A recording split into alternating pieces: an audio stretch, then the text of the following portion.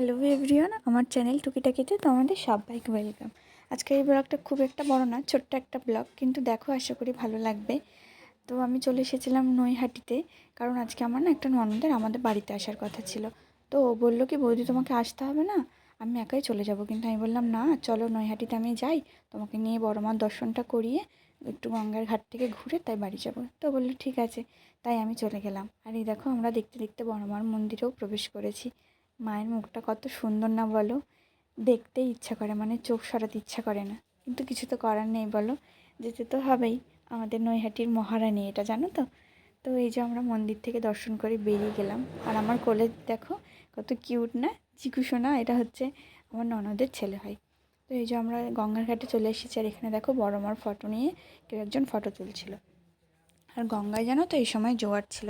আর আমার পিছনে যে লঞ্চ ঘাটটা দেখছো, সেটা নতুন তৈরি হচ্ছে। আগের পুরনোটা আছে, কিন্তু সেটা হয়তো নষ্ট হয়ে গেছে, বা হয়তো লোকজনের যাতায়াত বেড়েছে, সেই জন্য দুটো তৈরি করছে। আর এই যে আমার ননদ, কি মিষ্টি দেখতে বলো। তো আমরা এখানে বেশ খানিকক্ষণ সময় কাটিয়ে বাড়ি ফেরার পথে ঢুকেছিলাম এই জামার দোকানটায়। এখানে খুব সুন্দর সুন্দর জামা ছিল জানো তো। আর ঢুকেছিলাম কারণ ও এখানে কিছু জামা প্যান্ট দেখছিল, মানে ওর কিছু কেনাকাটি করার ছিল, সেই জন্য। তো সেখান থেকেই আমরা জামা প্যান্ট কেনাকাটি করে বাড়ি চলে গিয়েছিলাম। কিন্তু বাড়ি গিয়ে শরীরটা খারাপ লাগছিলো বলে আমি আর ব্লগটা বেশি দূর কন্টিনিউ করতে পারিনি। ছোট্ট একটা ভিডিও, তোমাদের কেমন লাগলো অবশ্যই জানিও। ভালো লাগলে লাইক কমেন্ট শেয়ার করো। আমার চ্যানেলটা প্লিজ সাবস্ক্রাইব করো। দেখা হবে পরের কোনো ব্লগে। টাটা, সবাই ভালো থেকো।